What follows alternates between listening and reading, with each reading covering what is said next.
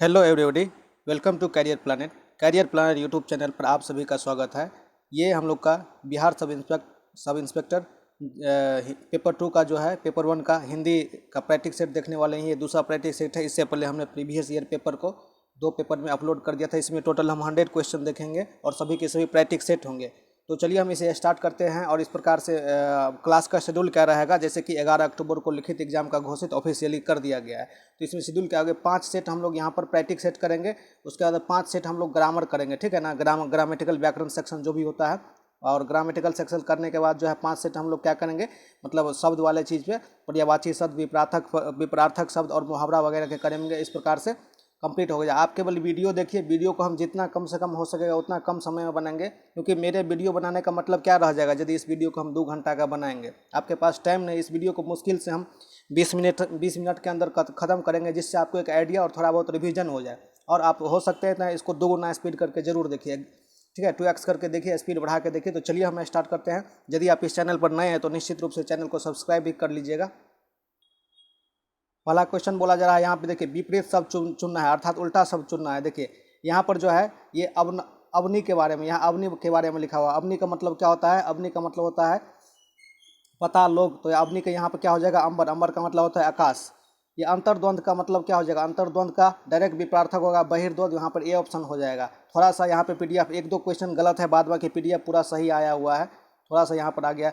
देखिए नेक्स्ट, देखिए ये प्रवृत्ति। प्रवृत्ति का मतलब किसी भी चीज़, किसी भी आदमी का जो उसका स्वाभाविक गुण हो तो उसको प्रवृत्ति। तो यहाँ पर क्या हो जाएगा? निवृत्ति। राजतंत्र। राजतंत्र क्या हो जाएगा? प्रजातंत्र। उत्थान का सबको पता है पतन। संयोग का सबको पता है संयोग। का क्या हो जाएगा? वियोग। विशिष्ट का स्पेशलिस्ट का होता है साधारण। नेक्स्ट है हम लोग का यहाँ पे अलगाव का क्या हो जाएगा? अलगाव का हो जाएगा लगाव। मतलब अलगाव मतलब साइड होता है, साइड होना, और लगाव मतलब एक होना। अर्जन का मतलब क्या हो जाएगा? वर्जन। असीम का मतलब सुसीम, बी हो जाएगा। अब यहाँ पे शुद्ध वर्तनी के बारे में मतलब कि कौन सा सही है निम्नलिखित में से। तो जब आप देखेंगे तो आपको चारों ऑप्शन क्लोज लगेगा, लेकिन आपको करना क्या है? निश्चित रूप से ध्यान देना है और उसको यहाँ पे करना है। नहीं तो क्या होगा? आते हुए क्वेश्चन में गलती हो जाएगा। और इसका क्या होगा? ज्योत्सना। जो समझो ओ का, तस समझो ना का, यहाँ पर सी हो जाएगा। नेक्स्ट है शुद्ध वर्तनी। यहाँ पर देखिए आजीविका लिखा हुआ है, आजीविका नहीं होता है, होता है आजीविका। आजीविका होता है, यहाँ पर देख लीजिए। ये तो गलत हो जाएगा, दो बी भी सी भी गलत होगा। ये देखिए आजीविका, ये भी लगता है ठीक है, ये भी गलत होगा। जब तीनों गलत है तो डी हो जाएगा। आजीविका डी नंबर सही होगा। नेक्स्ट है कि कौन सा सही है? देखिए मनोकामना होता है, मनोकामना नहीं होता है, मन योग होता है, ठीक है ना, मनोयोग होता है। तो ये भी यहाँ पे गलत है। और यहाँ पे मनोहर मतलब कौन सा अशुद्ध है? मतलब सॉरी, ये तो ठीक ही है, मनोयोग ठीक है, मनोहर ठीक है, मनोरथ ठीक है। यहाँ पर मानोकामना नहीं, मनोकामना होता है। नेक्स्ट देखिए संबल में कौन सा ध्वनि है? तो संबल में समृद्ध ध्वनि है। नेक्स्ट यहाँ पर देखिए कौन सा शब्द सही है? तो देखिए पूजनीय शब्द। यहाँ पर ये वाला बी वाला सही है, बाद बाकी सब गलत है। यहाँ पर निश्चित रूप से ध्यान देंगे, ठीक है ना। सब लगेगा कि सही है, लेकिन बाद बाकी बी सही है, बाकी सब गलत है यहाँ पर। नेक्स्ट देखिए कौन सा शब्द सही है? देखिए यहाँ पर क्या लिखते हैं हम लोग? वैयक्तिक ऐसे करके लिखते हैं। यहाँ पर देखिए ये वाला बी और सी कितना क्लोज है। यहाँ पर देखिए वैयक्तिक मतलब सी यहाँ पर सही है, ये डी गलत है, ठीक है। व में लगता है इस प्रकार से, एक का व में लगता है, तो यहाँ पर सी सही हो जाएगा। किसका वर्तनी शुद्ध है? तो यहाँ पर देखिए किसका वर्तनी शुद्ध है? तो ये अनुग्रहित शुद्ध है। यह पूजनीय के बारे में अभी बताए थे कि पूजनीय पदरू का जो नदरी का ये होता है, ये तो गलत है, ये भी गलत, ये भी गलत है। नेक्स्ट है कि फिर यहाँ से जो है सही, तो यहाँ पर क्या हो जाएगा? यहाँ पर इच्छा, यहाँ पर ए नंबर सही हो जाएगा। शुद्ध वर्तनी। इनकार यहाँ पर सही है। देखिए इनकार कितने प्रकार से लिखा गया, लेकिन यहाँ पर डी इसका सही जवाब है। नेक्स्ट है कि हिंदी वर्णमाला के 5 अक्षर। अब क ख ग घ में क्या लिखते हैं? लास्ट में जो इस प्रकार से लिखते हैं ये बोल रहा है। टठ चछ में क्या लगता है? इस प्रकार से जो लिखता है, तो मतलब ये पंचमा अक्षर लिखते हैं, उसको किस चीज़ से बोला जाता है? उसको अनुनासिक से। नासिका जो द्वार होता है हमारे नाक के में जो छिद्र, जिसको हम श्वास नली बोलते हैं, उससे आवाज़ निकाल के बोला जाता है। तो उसको किससे बोला जाएगा? पंचमा अक्षर को अनुनासिक से। नींद पर विजय पढ़ने वाले को गोड़ा केस बोला जाता है। कम बोलने वाले को मितव्यासी बोला जाता है। छाती के बल चलने वाले को उरंग कहा जाता है। सिर से लेकर पैर तक के लिए एक शब्द, अनेक शब्दों का अनेक शब्द क्या होता है? अपाद मस्तक हो जाएगा। जिसकी घुटनाएं लंबी हो उसको अजान बाहु कहा जाता है। उपन्यास से संबंधित टर्म के लिए एक शब्द क्या होगा? औपन्यासिक होगा। पीने की इच्छा रखने वाले को पिपासा। आपको पता होगा कि मोहम्मद बिन तुगलक को रक्त पिपासु बोला जाता था, इसी के कारण, क्योंकि वो जो बहुत ज़्यादा रंगीला टाइप का था। पीने की इच्छा रखने वाला को पिपासा। मछली के समान आँख मीनाक्षी। मीन का मतलब होता है मछली, आक्षी का मतलब होता है आँख। जिसका आँख मछली की तरह उसको मीनाक्षी बोला जाता है। मूल से संबंधित मौलिक होता है। जिस व्यक्ति की पत्नी मर गई उसको विदुर, और जिसका पति मर गया उसको विधवा कहते हैं। नेक्स्ट हम लोग का है कि तत्सम शब्द। देखिए दो शब्द से बना, तत् जोड़ सम। तत् का मतलब होता है बराबर, सम का मतलब हो संस्कृत, तत् का मतलब संस्कृत, सम का मतलब बराबर, मतलब संस्कृत के जैसा वैसा शब्द जो संस्कृत के जो संस्कृत में हो बहु शब्द जो हिंदी में भी यूज होता है उसको हम तत्सम शब्द कहते हैं। तद्भव क्या होता है कि संस्कृत के शब्द से तोड़ फोड़ को जो है तोड़ फोड़ करके हिंदी में प्रयोग किया जाता है, उसको हम तद्भव कहते हैं। याद रखना है तत्सम और तद्भव। तद्भव क्या, तत्सम शब्द संस्कृत के जैसा देखने में लग रहा होगा और उसमें अक्षर भी विचित्र प्रकार का उपयोग है। जैसे देखिए अंश अंश अंश, यहाँ पर ये वाला क्या होगा, तत्सम शब्द होगा। अब यहाँ पर देखिए, यहाँ पर क्या हो जाएगा, यहाँ पर क्या हो जाएगा, यहाँ पर अक्षी हो जाएगा। यहाँ पर ए नंबर इसका सही जवाब है, आँख का। यहाँ भी तत्सम शब्द बोल रहा था, यहाँ पे तत्सम उल्लू है, यहाँ पर उष्ट्र है, यहाँ पर कपाट है, यहाँ पर कांचन है, सबको आपको देख लेना है। यहाँ पर केवर्त है, यहाँ पर कृष्ण है। नेक्स्ट है यहाँ पर कौन सा, यहाँ पर कर्तरी है और यहाँ पर क्षेत्र है। खेत हो गया तद्भव और क्षेत्र हो गया तत्सम। नेक्स्ट है यहाँ पर देखिए, इस मोहल्ले में बजबजता। बजबजता क्या होता है कि जब जमीन के भीतर में पानी जम जाता है, आप वहाँ पर पैर रखते हैं तो बहुत सा पैर आपका नीचे जो उसी को बजबजता यहाँ पर लाया गया है। बजबजता नाला निगार की पोल खोल रही है। तो यहाँ पर जो है बोल रहा है उपरोक्त वाक्य में विशेष क्या है, तो यहाँ पर विशेष जो है, विशेष के रूप में हमेशा संज्ञा या सर्वनाम का उपयोग जो है एडजेक्टिव के रूप में या विशेषण के रूप में किया जाता है। तो यहाँ पर क्या हो जाएगा, इस मोहल्ले में बजबजता नाला के रूप में, तो यहाँ पे क्या हो जाएगा, विशेष के रूप में नाला। और विशेष जहाँ कभी होगा, चाहे तो सर्वनाम होगा, चाहे किसी आदमी का नाम होगा, या चाहे नाउन होगा, या चाहे प्रोनाउन होगा, या चाहे डायरेक्ट आप हिंदी में भी समझ सकते हैं। नेक्स्ट देखिए, पुस्तकीय ज्ञान से व्यवहारिक ज्ञान अधिक होना प्रमाणिक है। इसमें क्या है, इसमें जो है विशेषण क्या है, विशेषण क्या होता है, वैसा सब जो संज्ञा या सर्वनाम का विशेषता बतलाता है। देखिए पुस्तक तो क्या है, पुस्तक क्या है, एक नाउन है जिसको हम संज्ञा बोलते हैं। व्यवहार मतलब उसमें पुस्तकीय, व्यवहारिक और प्रमाणिक डाल के उसको क्या बोलते हैं, विशेषण बना दिया गया है। तो इस वाक्य में पुस्तकीय, व्यवहारिक और प्रमाणिक क्या है, तो ये एक विशेषण का रूप है, विशेषण का बात बता रहा है। कौन सा, गुणवाचक सर्वनाम, वैसा सर्वनाम जिससे किसी के गुण के बारे में पता चल रहा है नहीं है। कौन सा, गुणवाचक संज्ञा सर्वनाम, सॉरी गुणवाचक विशेषण नहीं। देखिए रवि एक उदंड लड़का है, रवि तो लड़का है लेकिन कैसा, उदंड लड़का है। नेक्स्ट देखिए, जोगेंद्र पंजाबी गीत गाता है। देखिए जोगेंद्र तो गीत गाता है लेकिन कैसा, उसका खासियत है कि वो पंजाबी, अर्थात विशेषता खाती है। मृदुला की मृदु बानी है। देखिए मृदुला की बानी कैसी है, तो मृदु यहाँ पे, लेकिन देखिए यहाँ पे एक वाक्य है, वह गधा भागा जा रहा है। इसमें किसी चीज़ का विशेषता के बारे में बात ही नहीं हो रहा है, तो डायरेक्ट यहाँ पे हमको पता क्या चल जाएगा, 43 का ए हो जाएगा।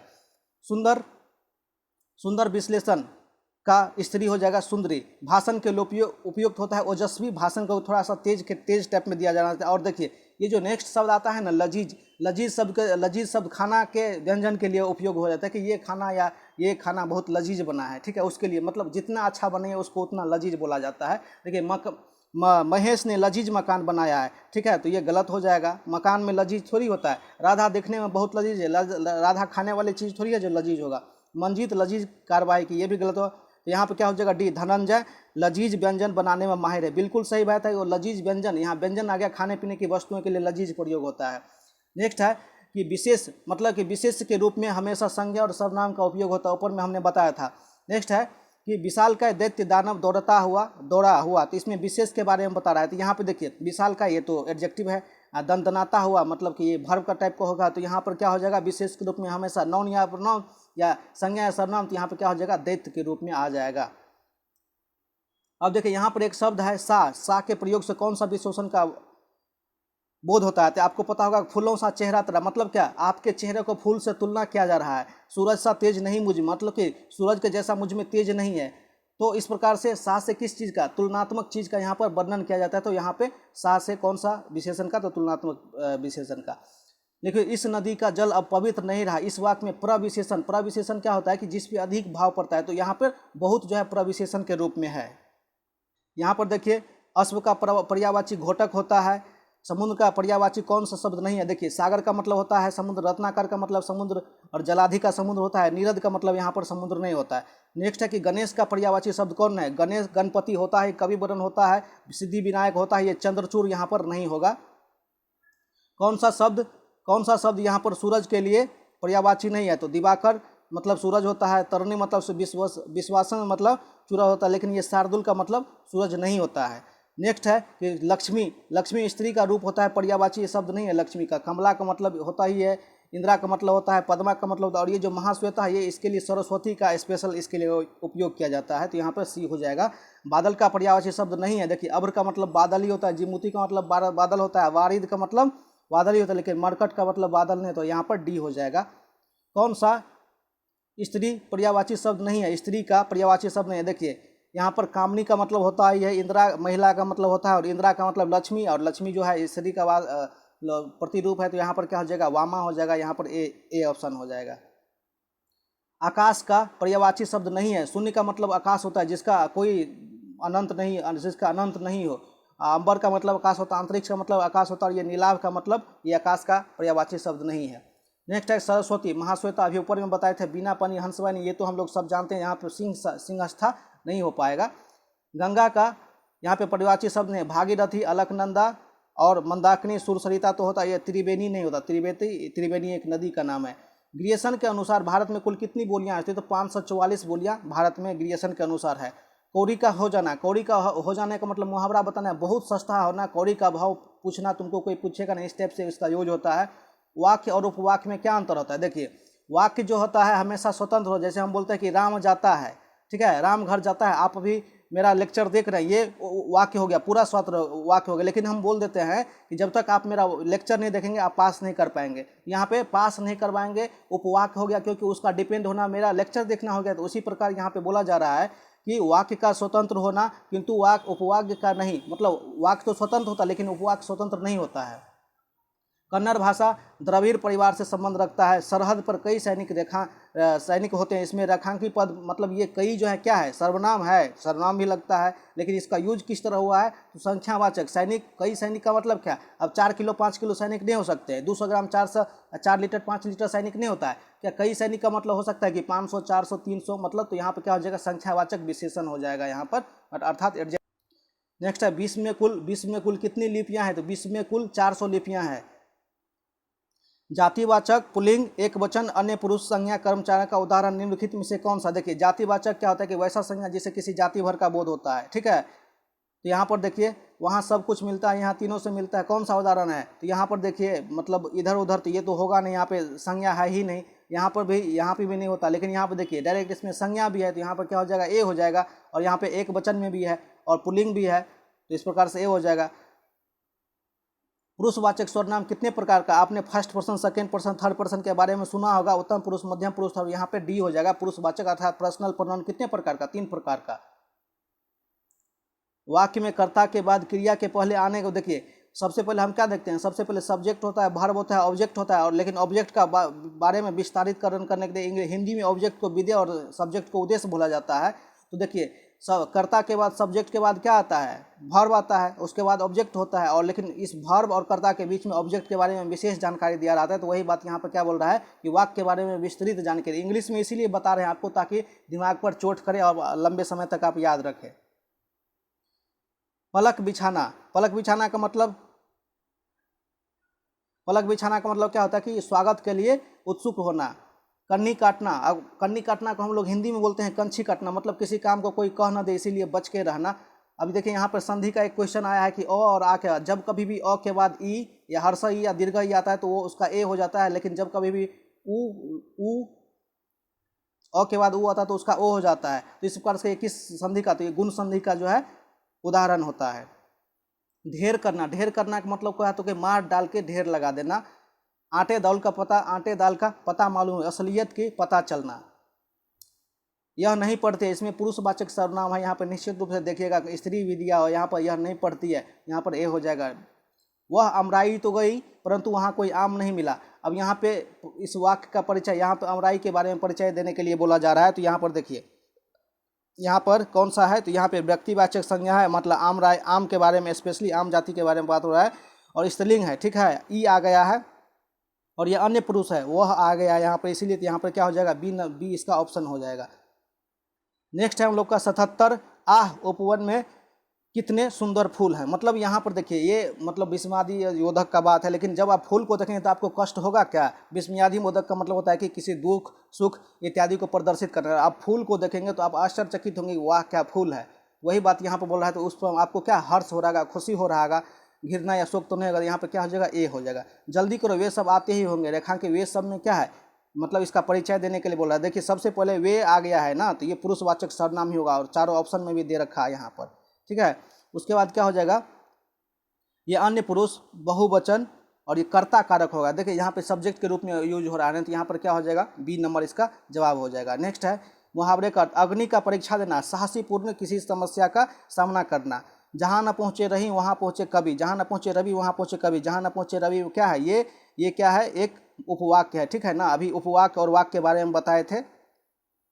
अंगूठा दिखाने का मतलब क्या होता है कि कोई चीज़ देने से इनकार कर देना, मना कर देना।